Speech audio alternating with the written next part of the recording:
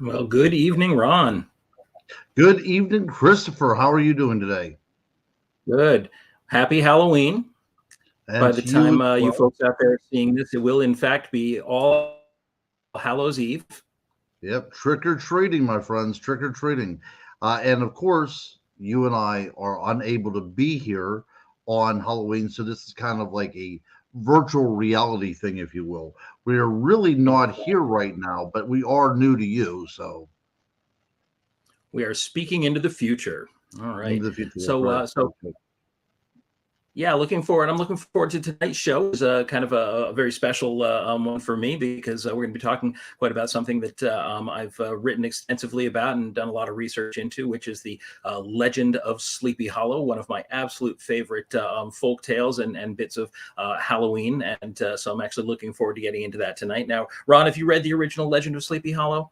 I have actually, yes. And whenever I was a teacher, I actually even required that as reading because I think it's so essential to the understanding of not only how our literature evolved within this country, but also as a nice little snapshot of that particular time and place. It really is. It's a travelogue in a way, Mm. of early post-Revolutionary War America, and it captures so much of that culture, which is something that I love about it. And it is, of course, I think, really the most iconic American Halloween story ever, if it's not specifically about Halloween, and I think kind of set the tone. Halloween's to go. It's a longtime favorite of mine.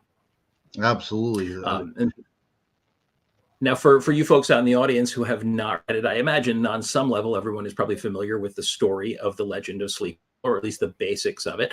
You've got the tragic, or not tragic, but the very a classic love triangle between three characters. So the three characters who are the primary characters of the Legend of Sleepy Hollow would be Ichabod Crane, who is the awkward, sort of gangly country schoolmaster. He's very superstitious. He's very arrogant. You have Trina Van Tassel, who is this delightfully beautiful young 16-year-old girl who is the heir to the richest farm in all of the town of Sleepy Hollow. And rounding out the triangle, or triangling out the triangle, is Brom Bones, who's kind of the town bully, but he's also the town hero in a way because he's the big, strong, handsome guy who can, lift a horse to sweep underneath it. Just all muscles and not much brains. But these three are the central characters of the story, of course. And of course, if there was a love triangle with four corners, there would be the fourth character, and that fourth character would be the iconic Headless Horseman of Sleepy Hollow, who is without doubt the most famous and most iconic ghost in American history. And really, I think the first great American ghost story, and one that I have loved ever since I was a little kid. Absolutely. Yeah, it still scares me to this day, as a matter of fact. What's not more scary than somebody following you on horseback throwing pumpkins at you? One of my favorite lines from the 1949 Disney animated version of The Legend of Sleepy Hollow is that you can't reason with a man who has no head. Right. And so that it's a lovely thought, basically. Yeah. But And the story is it's 200 years old, actually 202 years old. It was published in 1820 originally. And I think most people expect that if they read The Legend of Sleepy Hollow, it'll be all dry and difficult to follow, but it's none of the above. It's an incredibly charming story. And I think people have a tendency to imagine they've only seen the movie versions, or the cartoon versions, and see only the ghost story aspect of it. But as you mentioned earlier, it's a story that's kind of a snapshot of that period in time. It talks about the food of the Dutch Highlands and the Hudson River Valley. Of course, Sleepy Hollow is in the Hudson River Valley, just north of Tarrytown, New York. And they talk about the food and the landscape and the people and the cultures. And that's so much of what the story is about. And the ghost story kind of weaves through it a little bit and adds a little bit of spice to it. But it really is just a snapshot in time. And it's just such a delightful read. right. So whenever I was in education, I would bookmark this with, or bookend this with Rip Van Winkle, which I think that these two kind of play out quite well. Because, again, it's a snapshot into that particular time and place. So. Especially the Dutch and German settlers who were here, who founded the Catskills and the North Hudson Highlands and things like that, and who kept a lot of their old culture much after the sort of the more Americanized. I mean, it was very early. This story takes place in right about 1799, or pretty close to that. But at that time, the Americanization of the people of this country was full steam ahead. But the Dutch people had held onto their language, they held onto their culture, and it really kind of changed the nature of the villages where these people lived. And they did kind of represent a little bit of a flashback in time. And I think that that's a wonderful thing. And of course, the Legend of Sleepy Hollow was written by Washington Irving, and Washington Irving is often referred to as the first great American man of letters, because we were a very new country at that time, and we were barely out of being British citizens. And the truth is that Great Britain at that time had published a lot of fantastic literature. I mean, you had Shakespeare and Chaucer and all of these all this classic literature that came from England. And so nobody really believed that America, this upstart new country, had any grasp of what culture was about. And Washington Irving was the first person to break that mold and actually gain the respect of even Great Britain, and have British audiences reading his work. So 200 years ago, when he published The Legend of Sleepy Hollow, it was actually part of a large collection of stories called the Sketchbook. And the Sketchbook, or the Sketchbook of Geoffrey Crayon, which was the full, very long name of that book. But it was a lot of different stories, a lot of different folklore. The Legend of Sleepy Hollow ended up becoming the breakout story in there. And it was written in 1819 while he was living abroad in England, then published in 1820. And I think it is Irving's masterpiece. It's a charming travelogue. It's a social comedy.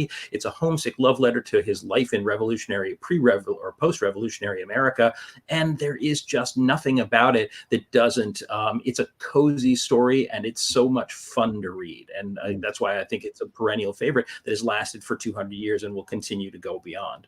Right. And he did a great literary device as well by going into the town and finding graves of people that were actually buried there that would fit the characters very well within the story. So if you would think about the folklore at that particular time, it becomes almost a biography more than a short story that's fictional, right? Because he's naming particular places. So it seems like you could go right now and visit Katrina Van Tassel's grave if you wanted to, up in Sleepy Hollow. So it brings that verisimilitude, I guess, right to the forefront. And the fact that the locations in the story are all based on real places, the old Dutch church, which features in the story, the town of Sleepy Hollow itself, the river that runs, right past the church, all of these things, the bridge that crosses the river, all of these things were real landmarks. And so he wrote a story that had all of the real history of the place, and then wove it into his ghost story to make it all the more interesting and all the more, I think, intriguing. But the ghost story itself has been the part of the Legend of Sleepy Hollow which has kind of struck a chord with people the most. And of course, the story is the story of the legendary Headless Horseman. And his style of writing is absolutely so delightful. So he describes the Headless Horseman as the dominant spirit that haunts this enchanted region and seems to be commander-in-chief of all the powers of the air, the apparition of a figure on horseback without a head. It is said to be the ghost of a Hessian trooper whose head had been carried away by a cannonball in some nameless battle during the Revolutionary War. The body of the trooper having been buried in the churchyard, the ghost rides forth to the scene of battle in nightly quest of his head, and the specter is known at all the country firesides by the name of the Headless Horseman of Sleepy Hollow. How can you get any better than that? That is just such a wonderful ghost story. It is absolutely chock full of atmosphere. And again, he's got this wonderful, rich writing style that just immediately grabs you. And it's not dry. It doesn't feel like something that was written 200 years ago. You feel like a good contemporary writer, could have written this. And so that timelessness is, I think, a wonderful thing. Yeah, I will tell you, a lot of things from this time period are rather daunting. I mean, a lot of this kind of literature is a mess to wade through. It's very prosaic, but really what we capture here with Irving is it's almost like a rustic flavor. It's almost as if he's sitting in your room telling you a story, right? It's that kind of writing. And I do urge anybody not to be intimidated simply because it was written in this particular time period, because I think you're going to have your eyes wide open about the kind of literature was put out in that particular period. And Irving wrote quite a few great ghost stories too. He has there's a lot of ghostly stories like The Adventure of the German Student and the Spectre Bridegroom and things like that. Quite a few ghost stories that he has peppered throughout his So if you're into ghost stories and you're into stories of the supernatural, he did write a lot of them. Obviously, The Legend of Sleepy Hollow has remained the breakout of all of those, but it really he was very fascinated with ghost stories and with folklore. And you're right, it's both oddly accessible, but it's also what my friend Henry John Steiner, who's a historian down in Sleepy Hollow, referred to as a kind of an elevated English, a high English. It almost feels like an archaic way of speaking because he uses such rich structure in his language, and he does throw in some pretty chewy words in there. Some what I'd call $2 words in there, and those are fun because if you haven't heard them before, it's even fun sometimes reading something like that to actually have the chance to look up a curious term that you've never heard before and expand your horizons. So it's both accessible, but also kind of broadens the imagination at the same time. And what I think a lot of people always ask when they read a story like The Legend of Sleepy Hollow is, if we know that the old Dutch church is real and we know that the bridge is real and all the names of the people are real, they often want to know about the ghost itself and how much of that might have been based on something true or something real. And that's a little bit of a complicated question because the inspirations for The Legend of Sleepy Hollow came from a variety of different places. So where in fact did Mr. Irving get the idea for his headless phantom? Some of them probably would have come from folk tales told by his Irish nanny, also local Dutch legends, and we're going to talk about a couple of those in just a moment, and real history from the Hollow itself. Washington Irving didn't grow up in Sleepy Hollow. In fact, Sleepy Hollow isn't an official place name at the time that Irving is alive. It's a village name, but it's a kind of a local name, and it was a true place. But the thing about Sleepy Hollow is it was a reference to the valley that was just north of the little sort of port town of Tarrytown, and it wasn't particularly densely settled. You had a few cabins and things like that. So it was an area that was very rural and very rustic and didn't get, the town of Tarrytown ended up spreading into that area later on. And it wasn't until the 1990s that the village of North Tarrytown, which was just an extension of the original Tarrytown, ended up reverting and using the old name of Sleepy Hollow and kind of became officially Sleepy Hollow. But the name has been a part of their history since long before Tarrytown existed, for literally centuries. In fact, it's actually probably based on an old Dutch word, Slapershaven, which means sleeper's rest or sleeper's hollow. And that's almost certainly the origin of the name of Sleepy Hollow, which is not surprising considering that it is all Pennsylvania, or rather German Dutch, that settled the area. So they would have named it after a place name that actually is in Holland. Slapershaven is actually a place in Holland. Very cool. Very cool. So among the legends that he may have heard when he was growing up, I would think would be some of the more well-known headless ghosts from Dutch and German folklore. His Irish nanny certainly would have heard told him some of these too, but the German and Dutch legends that might have connected to him may have come from the legends of the Brothers Grimm. For instance, Hans Jägenteufel, that's a heck of a name for you. Hans Jägenteufel, which literally means Hans the Hunting Devil, was a figure who was supposed to be a nobleman who was a wicked man in his lifetime. And so when he died, there's an old piece of folklore that I think is absolutely fascinating, that if a wicked person is not brought to justice in life, that after death, that they may end up being forced to roam the earth as a headless spirit, because if they basically weren't executed as a criminal in life, they were sort of had to take on that role in death. And so these headless spirits from German and Germanic folklore often were headless as a penance for their crime. They also often became these kind of wardens. We've talked in the past about the Wild Hunt and these other characters that roamed the night in Germanic folklore, and headless spirits were actually commonly a part of that. So Hans Jägenteufel was one of these, and his story is related in the Brothers Grimm.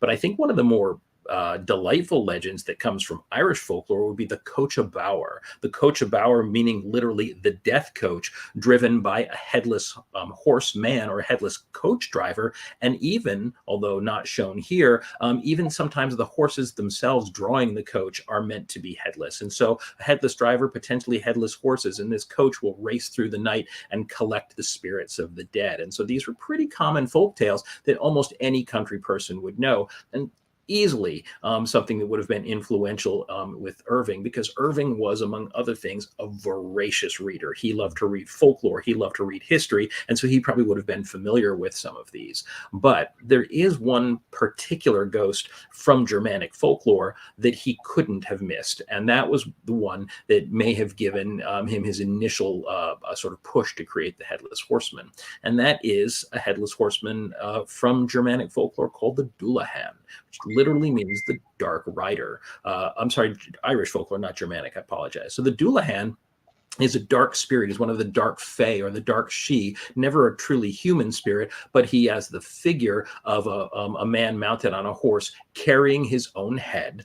That head glows with a corpse light, basically this sickly green light, which shines forth from both the mouth and the eyes, and any living creature caught in the light, the corpse light that comes from the Dullahan's head, is instantly killed, and the Dullahan scoops up his soul and takes it to the underworld. So once again, we have one of these underworld collecting spirits. There were an awful lot of those running around. And maybe one of the more gruesome aspects of the Dullahan is that he carried a whip made from a human spine. So it's an incredibly grim, very, very dark spirit, but I think one of the most fascinating spirits in old Irish folklore. Yeah, it's fun too. That's a great boogeyman. He really is. And of course, the parents could easily use the stories of the Dullahan to scare their children into behaving, because if they were caught outside after curfew or snuck out of their room after dark and were seen by the Dullahan, of course, they would be carried away to the underworld, and no kid wanted to suffer that fate. No.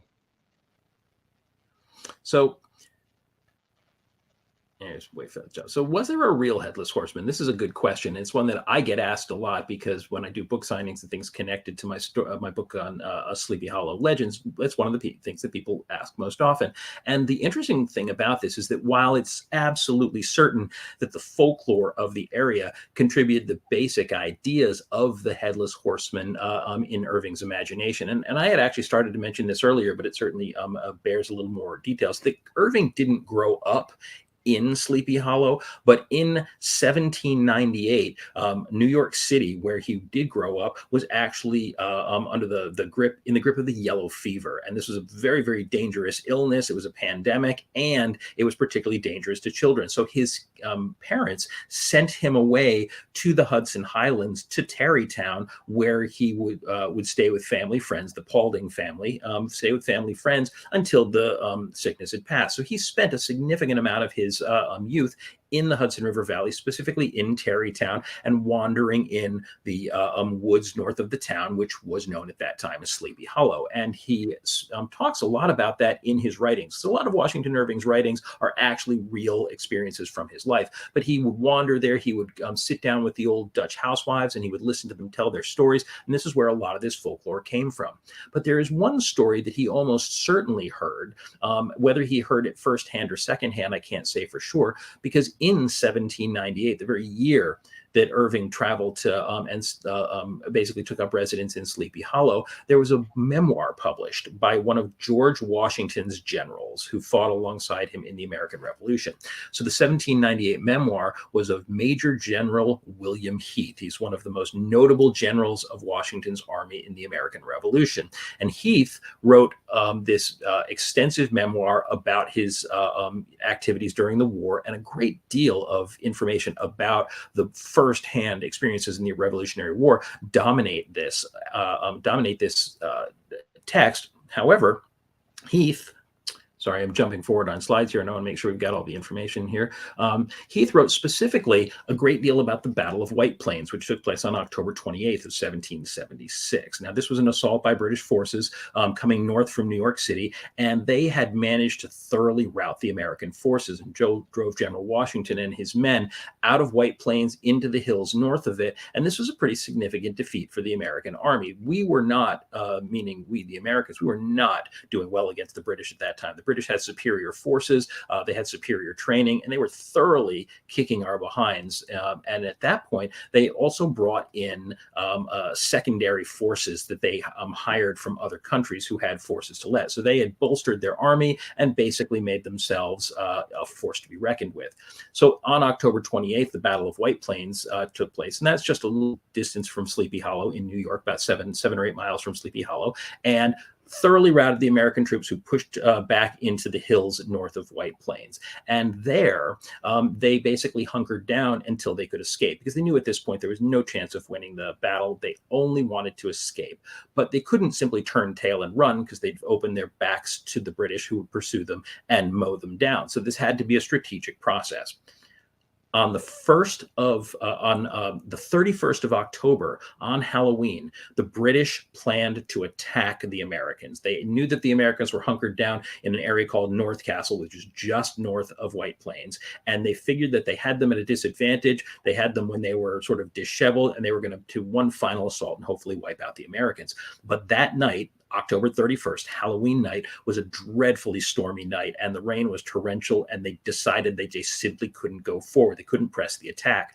But in the early hours of November 1st, the rain let up, and they thought this was their last chance. So they actually decided that they were going to push forth, and they were going to try to take out the Americans. Basically, it would have been just around dawn that they did this. So on November 1st, 1776, the Americans were hunkered down at Miller Hill. This was the right flank of the American forces. And while they were there, General Heath recorded specifically the British assault on them.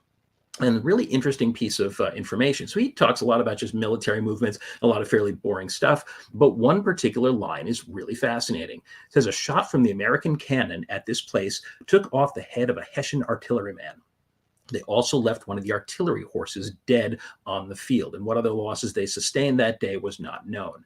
Now, this is fascinating, because here now we have a first-hand account of a Hessian soldier, a Hessian artilleryman, it says, so basically heavy artillery here, having his head taken off just a few miles from Sleepy Hollow, and leaving even one of the horses dead on the field. Now, that's pretty fascinating if you compare it specifically to what Washington Irving says when he describes the Headless Horseman, said by some to be the ghost of a Hessian trooper whose head had been carried away by a cannonball in some nameless battle during the Revolutionary War. Now, sometimes people like to say, well, that's not a nameless battle. That's the Battle of White Plains. It's a very well-known battle. No, it's not. The Battle of White Plains was on the 28th of October. The battle was done. The Americans were desperately defeated, and now this was a skirmish that took place several days later that doesn't even have an official name. It's just sort of a little unnamed moment in history that most people forget about, and most people don't even realize that the monument is at Miller Hill that actually talks about those last few shots that were fired that were the end of the New York campaign. But here, for the first time, we have not just a Hessian soldier, but a Hessian soldier decapitated by a cannonball, left dead on the field with a horse. And it is perfect. It is a perfect analog of the Headless Horseman, and that memoir was published the very year that Washington Irving came to stay in Sleepy Hollow. So how can you get a better setup for a ghost story than that? So does the Hessian soldier have a name? He does indeed, and we're going to get to that because it took me a little while to hunt that down, and I don't want to give away the ghost, pardon the pun, too early. I want to tell you a little bit about why the Hessian soldier was there, or the Hessian soldiers were there, because a lot of people aren't particularly familiar when they hear about it. In fact, one of the things that even in, I think, the movies, they often refer to the Hessians as being mercenaries. Mercenaries, usually the way we think of mercenaries today, we think of these soldiers who just fight for money, these unprincipled, clods who come and they'll shoot at anyone for money. That's not at all what these men were. These Hessian soldiers, they were German soldiers, but they were not coming for money. They were under the control of the various princes of the princedoms, these little mini sort of micro countries within what is modern day Germany. So Hessian soldiers from central Germany hired to bolster England's armies, but what the Hessians didn't get was any more pay than they would have gotten anywhere else. They weren't given extra pay for doing overseas duty. The only people who made money on these deals were the princes who controlled them. So these people were indentured soldiers. Basically, they were drafted into service, and they had to fight for the prince and go wherever the prince told them. So they weren't necessarily unprincipled, despite the fact that they were very, very well known for being incredibly disciplined and incredibly fierce fighters. So they were somewhat terrifying to the people of America. Americans who ran across the Hessians began to demonize them. They believed that these were these, inhuman sort of, monstrous soldiers that would, kill anyone for any reason. So they were very, very demonized. Not that the British British soldiers themselves weren't seen in a bad light, but the Hessian soldiers were seen as monstrous. So this was a really good setup for what would become really the greatest ghost story. But to answer your question, or kind of get onto that track about who was this forgotten Hessian soldier, well, that's what I wanted to know. When I stumbled across the journal of Major Heath and decided that I wanted to write this book on Sleepy Hollow, I thought, well, obviously we need to find out who this decapitated Hessian was. So I went to every scholar and every person, read every book I could on the subject of Sleepy Hollow, and the answer was just nobody knew. Nobody had any idea who this person was. And I thought, well, there's got to be a record. The man was in the military. If he was in the military, there has to be a record. So a wonderful historian that's a friend of mine and part of a paranormal group that I've worked with for years named Chris Beatrice, who's very knowledgeable on this kind of thing, was the one who turned me on to what I needed to find. I needed specifically to find the German muster rolls. The muster rolls, basically the troop lists. And so with a little help from Chris, we started to hunt down where they might be and found a college in Michigan that had a great deal of the muster rolls of these Hessian soldiers. And thankfully, or unfortunately, they did not have the specific ones that I was looking for. I needed specific dates and I needed specific regiments that were there. But with what the information they had, it gave me what I needed to find where the real records were, the complete records. And unfortunately, they were in Germany. And so Marburg, the heart of Hessian Germany, this is the absolute center of Germany, this beautiful old town that is just situated right in the heart of it. And that great castle you can see there atop the hill called Landgrave Castle is where these German princes would meet under the Landgrave, who was basically the prince of princes out there, and sell soldiers to the highest bidder. So a town with a great deal of history, and also a town which hosted the most extensive archive of Hessian records in the world. So I thought, well, that's all well and good, but what am I going to do? Jump on a plane to Germany and go find these records? And I thought, why not? And that was, within days, I had actually booked a plane to Germany and decided to go and hunt for these records. Now, I'm not going to claim that this wasn't a crazy thing to do. My German is minimal. I speak a little tiny bit of German, but I was full of piss and vinegar, and I thought that I'm going to go there and I'm going to find the Headless Horseman. And so that's where I went. I jumped on a plane. I flew to Marburg and decided to concentrate on the primary regiments that I knew were there. 3 specific regiments, the regiments of Lossberg, Kniphausen, and Rahl. These were the 3 commanders who basically oversaw the Battle of White Plains, and I knew that they had been there at the Miller Hill battle. And so I had them put aside the records for me, got to Germany, and again, with an idea that I could find this information, I spread out before me these 250-year-old pieces of parchment that were handwritten by these original generals. And it was an extraordinary thing to hold them on my hand. But I realized immediately, as soon as I laid eyes on them, that I might have made a big miscalculation, because if you're finding those difficult to read, believe me, they were no easier to read in person. It was tiny, crabbed handwriting, tiny little numbers, and very archaic. And I didn't speak German to begin with. And so I was at an absolute loss. I was looking at documentation that meant nothing to me. And I sat there in this German archive and immediately believed that I had been thoroughly defeated.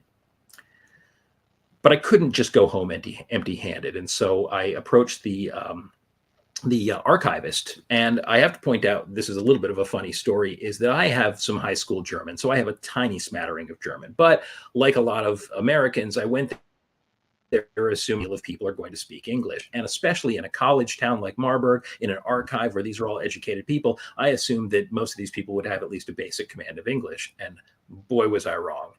So the archivist didn't speak a word of English. My German was halting at best. And so the process of pantomiming and translating using my phone to try to speak to this man was an amazing undertaking. But eventually I explained to him that I was hoping they could scan a few of these pages for me and send them to me. But just in case they weren't able to do it, I took out my phone and I started taking snapshots in quadrants, because these pieces of paper, they were not little, like, notebook paper. These were huge slices of paper with all this crabbed writing on them. And I basically photographed every single part of them to assemble later to see if I could make any sense of it. Figured I could at least come back with something. But to say that I was daunted and overwhelmed would have been an understatement. So basically, I left Germany believing that I had completely failed. And it was about a week later that I got an email from the archivist, and he sent me the documents. And these were nice and very, very clear. And now I had plenty of time to look at them. And as I was looking at them, I thought, I've just got to be methodical. I've got to go through these and do as best I can and try to figure out if there's anything I can piece together from them. And I had a couple of epiphanies. And I'm going to start by saying that I was able eventually to rule out a couple of the documents, but it was on a specific page. Now, I knew I had a date, I had a location, and that was a good start. And what I found is that the Regiment von Rahl, this was a Hessian Grenadier battalion commanded by Colonel Johann Gottlieb Rahl. And by the way, if that man in the picture looks a little bit like George Washington, that's a real painting, original painting of Colonel Rahl, and he is the man that Washington defeated at Trenton when Washington crossed the Delaware in the dark of night on Christmas Eve and attacked the Hessian troops at Trenton. It was Rahl who was in charge of them, so it was his regiment that it turned out I needed to be looking at. So I thought that was kind of fascinating, because the man bears, at the very least, a very passing resemblance to George Washington himself. But on those documents, I had been concentrating on the page that I showed before. This is the this is the distribution list for the soldiers. It said what regiments were where. It talked about the ones that were in charge, who the officers were. So it was a lot of information, and this is what I was concentrating on. But the back of each of these documents had looser, more casual-looking handwritten information, and it didn't look all that important. But just in case, I had him send it to me anyway. And there was one word that leapt out at me on the back of the Rahl documents, and it was a word that I didn't understand, but I had an inkling about, and that word was totgeschossen.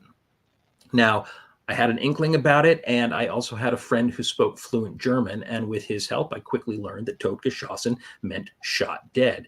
And I suddenly knew that I was on the right track, because now what I had were the casualty lists, and that was the single most important thing that I needed.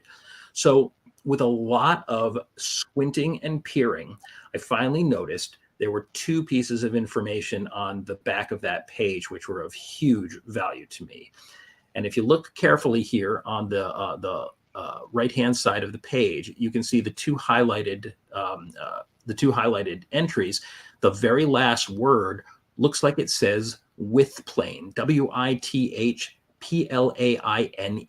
withplane. That's not a German word. That's a German interpretation of the word White Plains, or the name White Plains. And I suddenly knew I had something.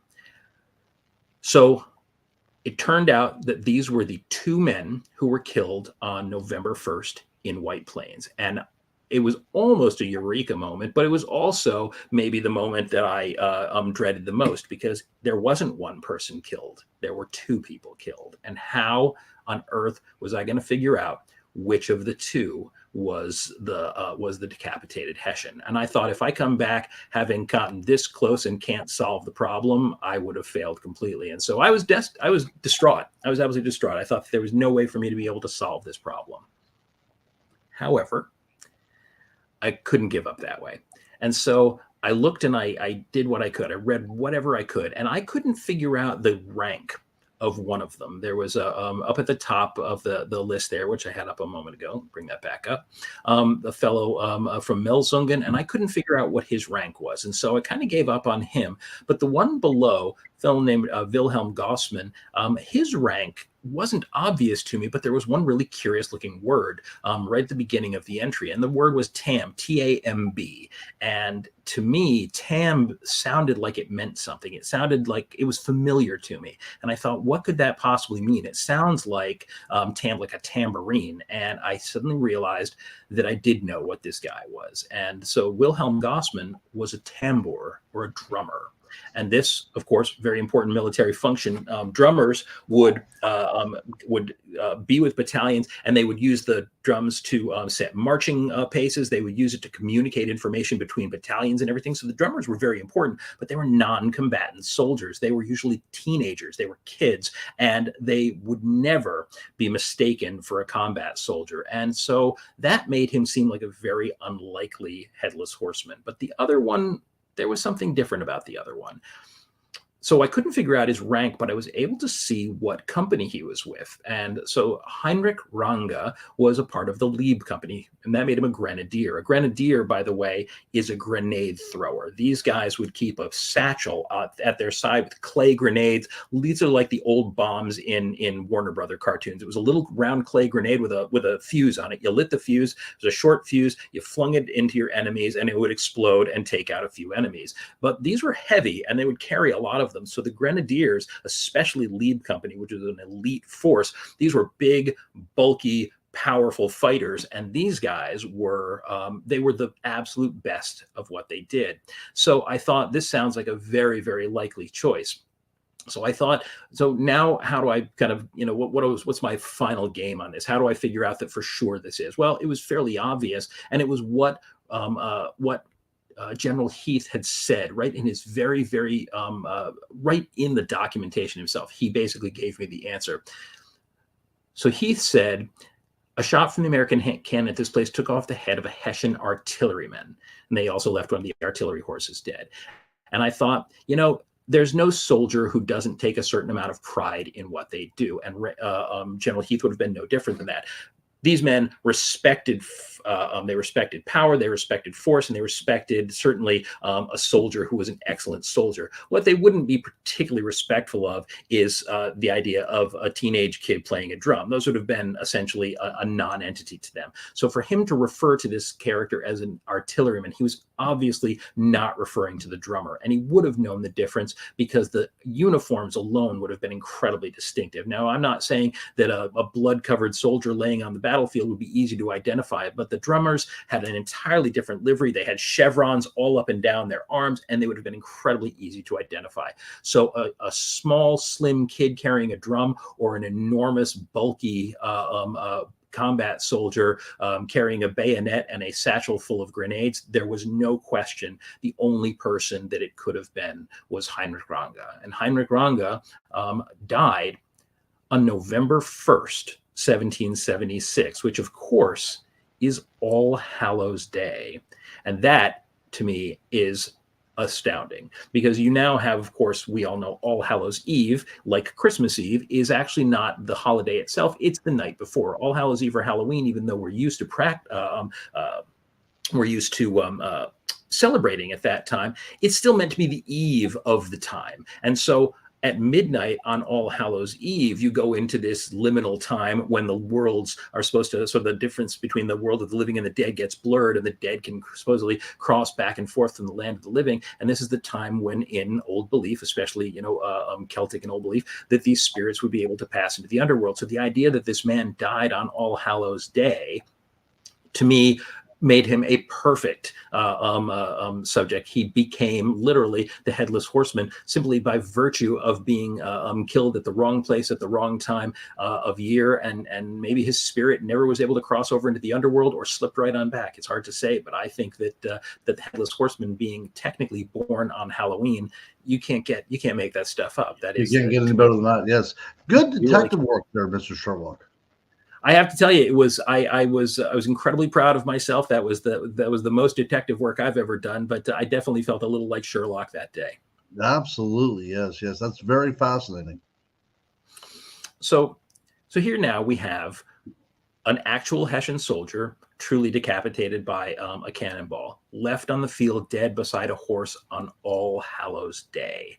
This story would have had legs. This is the kind of story that would not have died out. People would have been fascinated by this. And by the way, the very fact that Heath mentions the death of a single soldier is in itself a remarkable thing. You have to understand that this is a general who would have been dealing with battalions. He would have had to deal with, all of the men that are out there, not deal with individual men. To actually remark on the death of a particular soldier meant that whatever happened, the decapitation of the soldier in this case, would have been something that was shocking to see, that left, an impression on everybody that was there to witness it. It must have been a moment that truly stuck in the mind, or he would have never brought it up, because literally, why would he mention one death on the enemy side when they would see those every single day? So clearly this story stuck in everyone's mind. And I think that is why the legend survived. I'm not 100% sure that Washington Irving would have heard the story from General Heath's memoirs, although I think it's very likely he would have read them at a later date. I think it's most likely he heard it as another story around the fire, because remember, this event happened not in 1798 when Irving was there, but happened 20 years earlier during the American Revolution in 1776, 22 years earlier. So the veterans from those kind of battles, most of whom would have been local, would have still been in the taverns and telling these tales over and over. And imagine sharing the story of having been there the day that you watched that Hessian soldier lose his head to a cannonball. So the shocking story certainly would have been a terrifying fireside tale shared by local war veterans. And this is one of the ways that a lot of these veterans back then earned their keep. They were storytellers. They kind of, they talked about their glory days. It would get them free ales and free beers and things like that. People would buy them a drink and even buy them a meal just to listen to their stories. So it was very, very common to find these old veterans telling these stories in the old taverns. And imagine when they get to the part where they say, but that's not all, because the Hessian still rises every night and searches for his lost head. Ghostly rider leaving the graveyard each night in search of his head. Now that was a story worth telling. So you imagine the story of the legend of the Headless Hessian was all over the Hudson River Valley long before Heath even published his memoir. Yeah. And not only is this good storytelling, I mean, these poor gentlemen were probably dealing with some sort of post-traumatic stress syndrome as well, too. So this is a cathartic experience for them as well, too, to keep on telling and retelling the story, I'm sure, as well.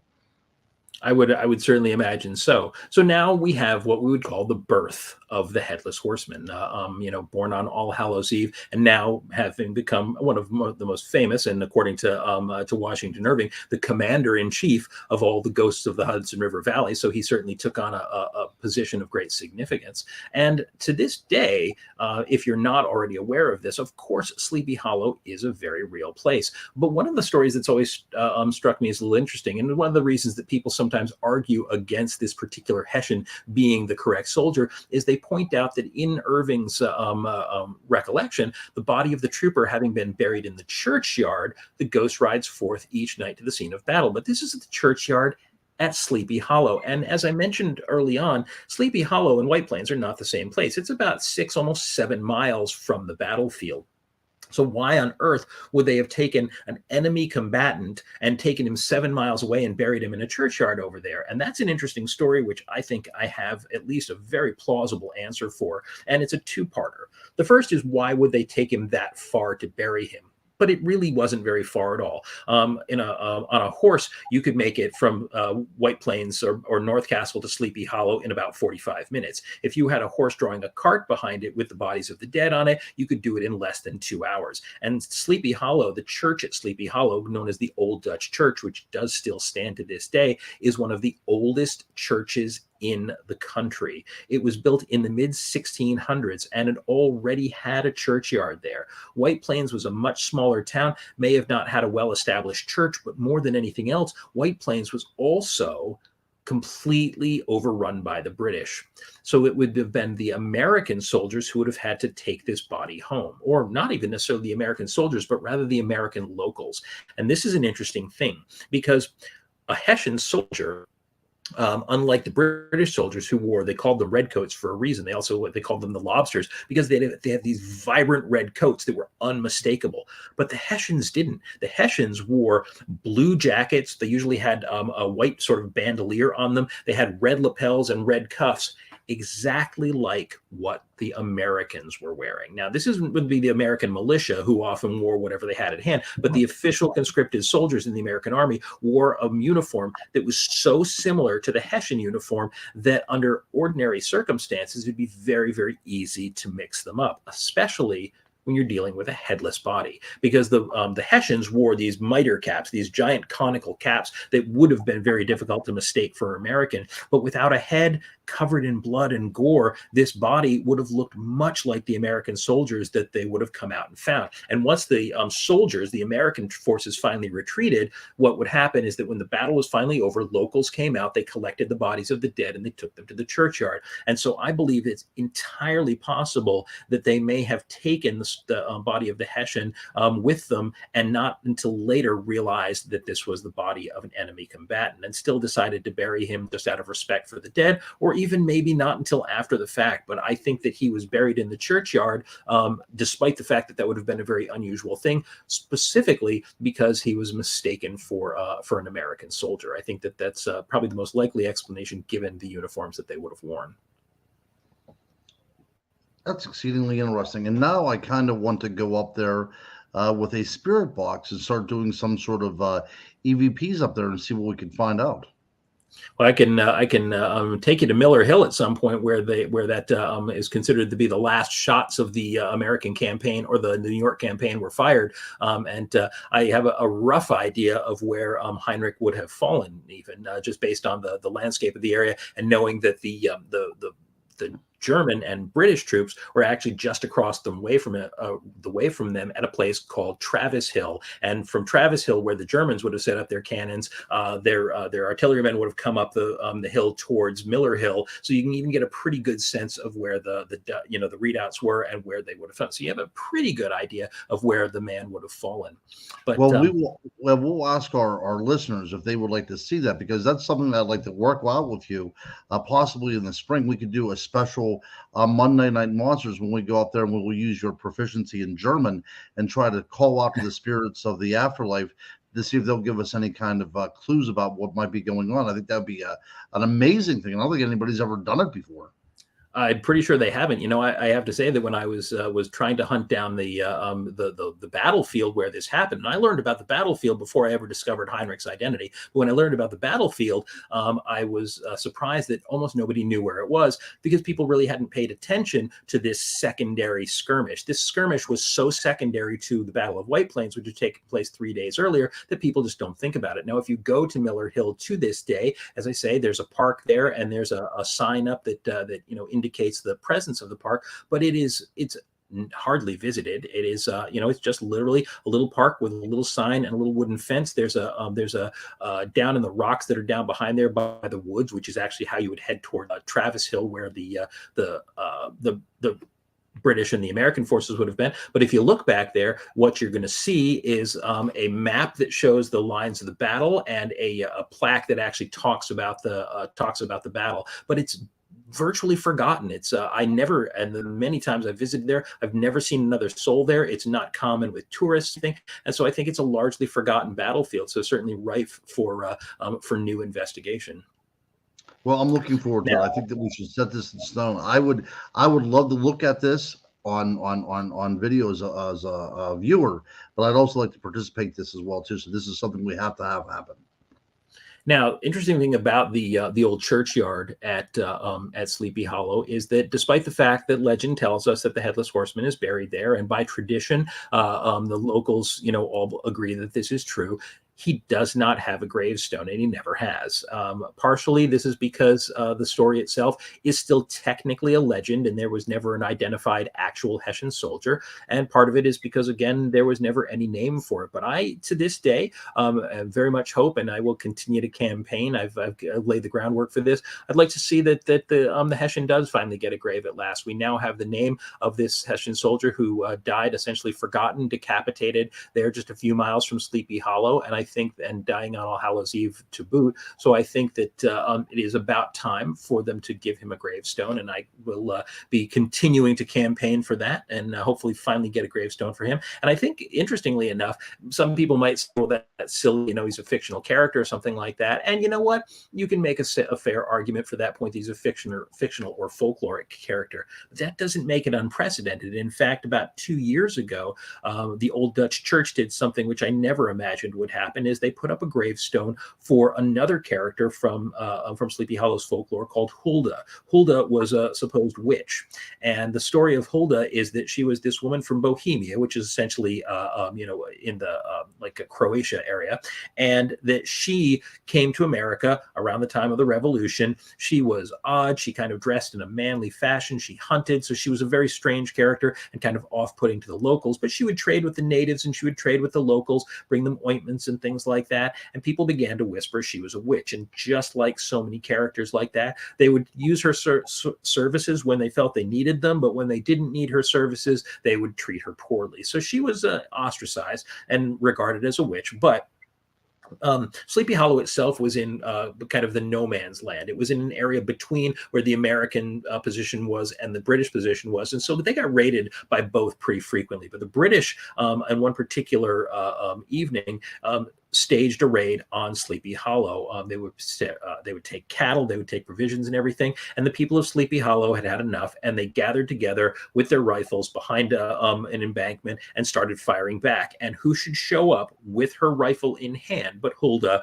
the Bohemian, this supposed witch? And she fought right alongside the men of Sleepy Hollow, and she successfully took down a couple of British soldiers. But she eventually ended up being shot herself. And so when she died, the people of Sleepy Hollow realized that she had been one of them all along, and in a sense was a hero who probably helped them save their cattle and save their provisions that day. So they supposedly buried her in the churchyard. But just like the Hessian, she had never had a headstone. And about 2 years ago, the town finally decided that the time had come, and they actually put up a headstone for Hulda the Bohemian. So she is there, even though we cannot be sure that she's not only a folklore. They decided to honor her in the cemetery. So there is a precedent for it, even if you consider the story of Heinrich the Headless Horseman to be a legend.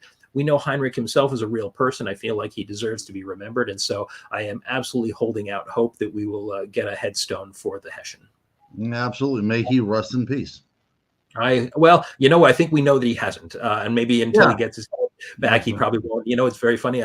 I've always thought, you know, it would be great to be able to find the head of the Headless Horseman and finally put him to rest. But you do have to imagine that if his head was taken off by a cannonball, that might explain why we've never found it. It's probably in pieces at this point. So, absolutely. Who knows? It may still be on that hillside somewhere. Well, it would look really cool on your back shelf, sitting back there. I know, but boy, I tell you, can you imagine how that would turn out? I imagine that I'd get a knock on my door from a man carrying a broadaxe and a bandolier. That's right.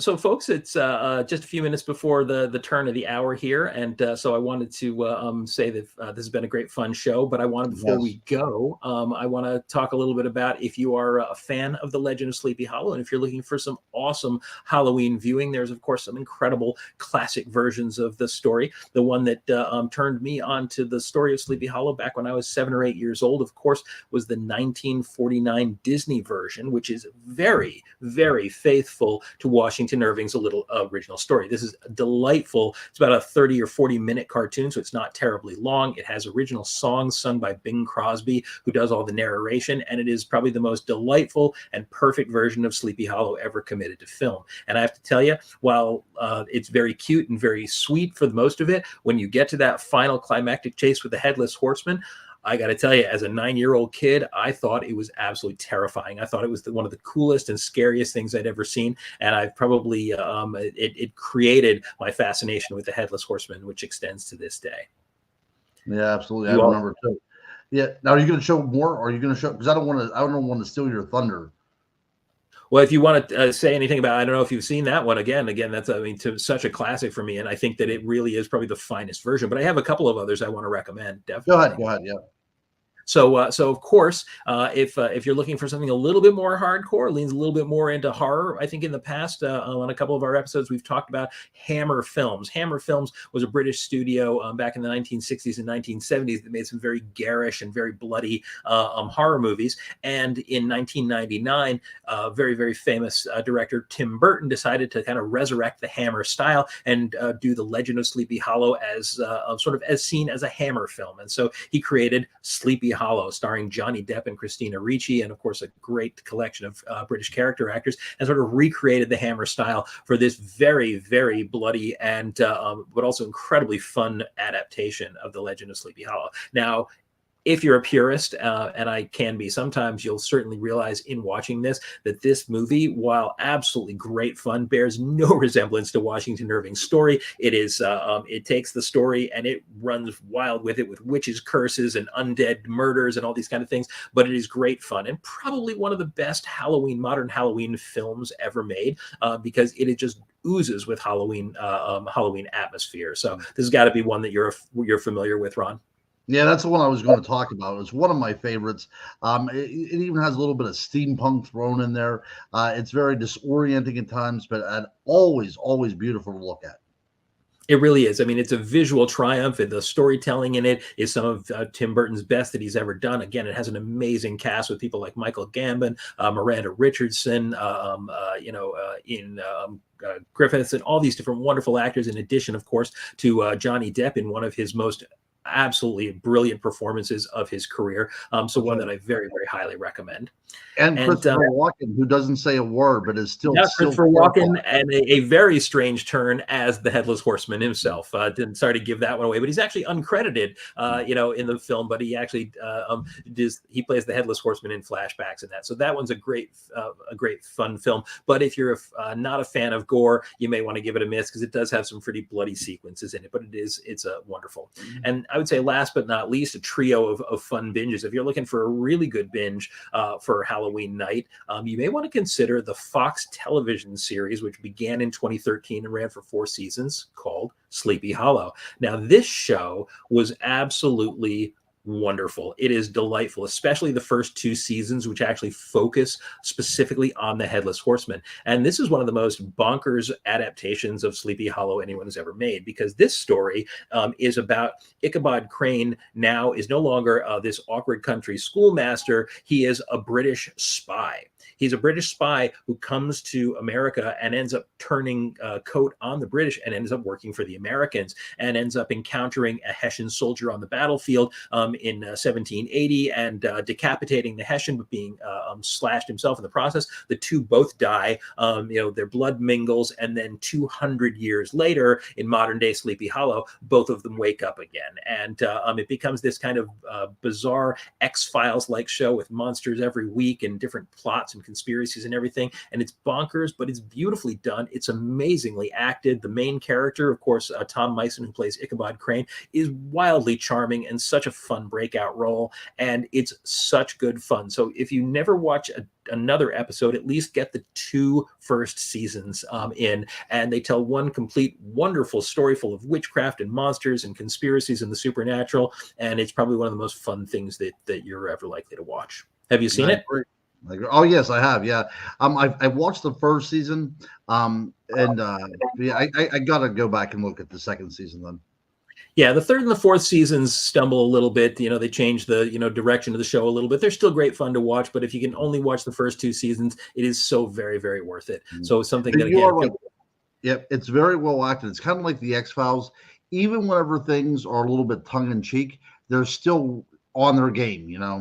Yeah, it's got a great sense of humor about it. It also has the whole fish out of water idea, because Ichabod is from the 18th century, and now he's in the 21st century. And the performances in it, the cast are uniformly fantastic. The special effects are amazing, and it's just such a great looking show. So if you have not seen it before, I cannot recommend it enough. So So as we start to wrap up for the night, I do want to point out that, as I mentioned early on, if you didn't already know this, you certainly should know that Sleepy Hollow is a very real place. It's in on the Hudson River Valley, north of Tarrytown. It's a charming little town. It's obviously a town that is absolutely in love with its own history. So you can visit the Headless Horseman Bridge and the Old Dutch Church. You can visit the different historic sites. You can visit Washington Irving's historic home, Sunnyside, which are there, and it's absolutely worth visiting. But of course, in the event that you do end up going to Sleepy Hollow and experiencing the Sleepy Hollow atmosphere, just make sure you do not lose your head.